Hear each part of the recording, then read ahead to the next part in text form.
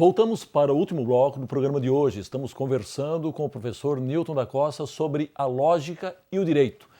Doutor Newton, na palestra que o senhor proferiu para juízes do trabalho aqui em Santa Catarina, um dos magistrados formulou a seguinte questão que eu considero importante, por isso eu estou agora repetindo para o senhor.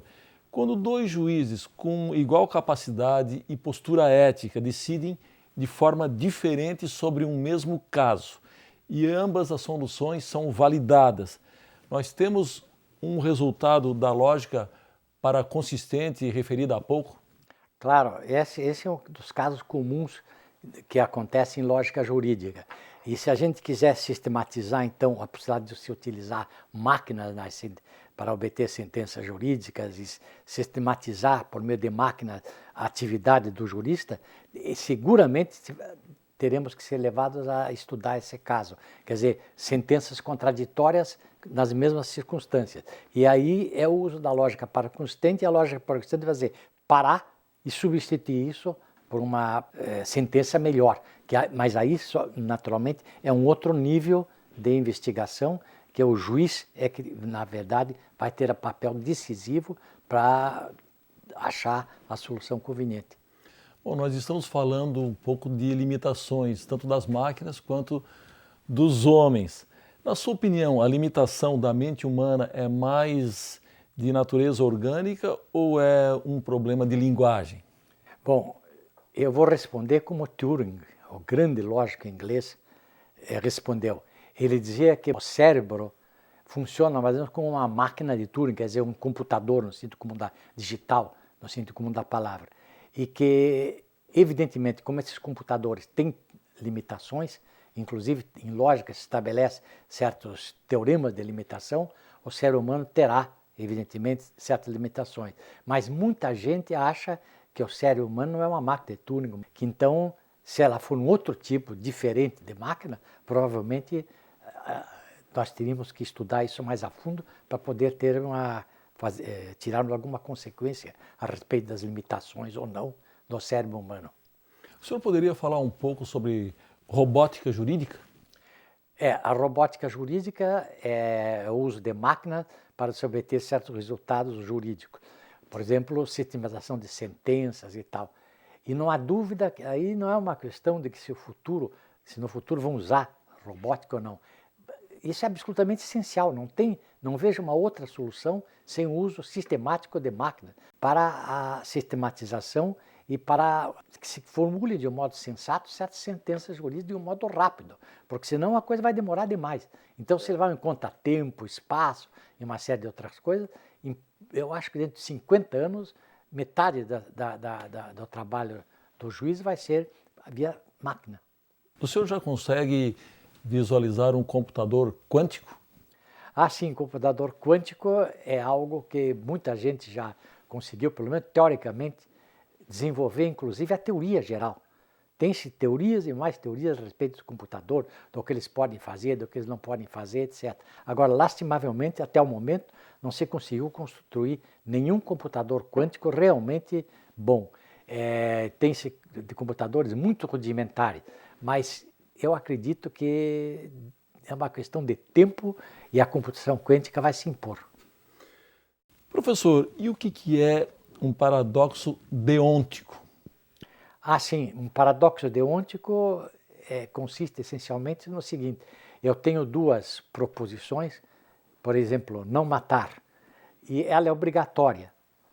E a sua negação também, vamos supor que alguma mente de alguma pessoa aí também fosse obrigado a matar numa certa situação. Então, o fato de ser obrigatório duas coisas contraditórias, isso é um dilema deôntico. Por exemplo, é o caso do dilema deôntico formulado por Sartre. Ele dizia o seguinte: temos um soldado, um jovem francês no interior da França, que é a única pessoa que cuida da sua mãe, não tem mais ninguém, para ela é impossível viver, a não ser com o auxílio do filho, e arrebenta a guerra e ele é convocado.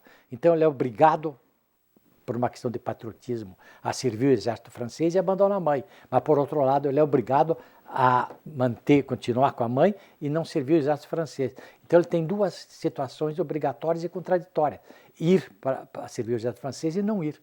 E isso é um dilema deôntico, E se esses dilemas deônticos são um dos problemas sérios para a lógica deôntica, tanto a lógica deôntica ética quanto a lógica deôntica jurídica.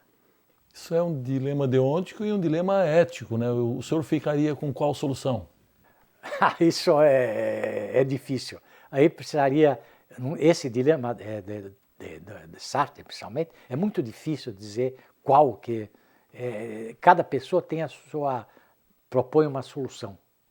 Mas que é um dilema difícil, é. Bom, o que nós estamos falando me leva a uma outra pergunta. Uma máquina, ela pode ser programada para resolver um paradoxo deôntico ou só um organismo humano é capaz dessa façanha? A máquina sozinha, ela vai evidentemente cedo ou tarde chegar, se há um dilema deôntico, ela vai obter esse dilema deôntico. Agora, para superar esse dilema deôntico no sentido humano, somente com uma atividade humana esta. A máquina por si mesma, ela é absolutamente, não tem valor nenhum nem nada, seguramente ela só não consegue resolver isso. Bem, professor, o senhor poderia explicar agora o caso das 4 cores do mapa e o problema filosófico que se originou da experiência? Isso o senhor também citou na sua palestra ministrada aos magistrados do trabalho aqui de Santa Catarina. Essa é uma situação, é um problema muito interessante, que teve o problema das 4 cores, que teve origem lá pelos anos 1855 e que ficou aberto mais de 100 anos. Ninguém conseguia resolver. O problema é o seguinte, dado um mapa plano, podemos desenhar vários países separados entre si por linhas e tal, e eu quero saber qual é o número mínimo de cores que eu preciso para que 2 países vizinhos sejam sempre coloridos com cores diferentes. Qual é o número mínimo? Todo mundo acreditava que era 4, mas ninguém não conseguia demonstrar esse teorema.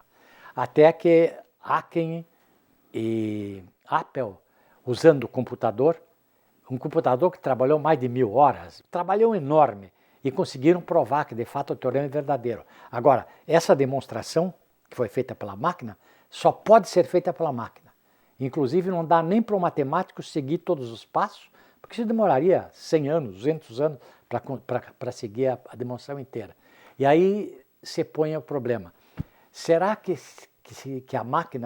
a demonstração que a máquina fez é uma demonstração legítima, na é verdade, ou não? Porque demonstração sempre foi algo que o matemático pode seguir e validar com sua intuição. Mas nesse caso é impossível. O que a máquina fez está além da possibilidade mental de qualquer matemático. Então isso abriu um precedente enorme, que a máquina é capaz de fazer certas coisas, por exemplo, demonstrar teorema, que o matemático não consegue. Muito bem, professor. Nós estamos nos encaminhando para o final da nossa entrevista, mas eu gostaria de deixar o senhor à vontade para arrematar aí as suas conclusões. Bom, eu quero agradecer muito a boa vontade de todos aqui, do Tribunal do Trabalho de Santa Catarina, e dizer que estou sempre à disposição para participar dessas atividades aqui, que me deixaram realmente surpreso pelo interesse dos juízes, pelo interesse dos participantes, pelo interesse dos professores, dos colegas e dos amigos aqui. Muito obrigado. A gente que agradece. Muito obrigado pela sua entrevista. Chegamos ao fim do nosso programa. Hoje conversamos com o professor Nilton da Costa, filósofo e matemático, sobre a lógica e o direito. Voltamos semana que vem com mais um tema do seu interesse. Até lá!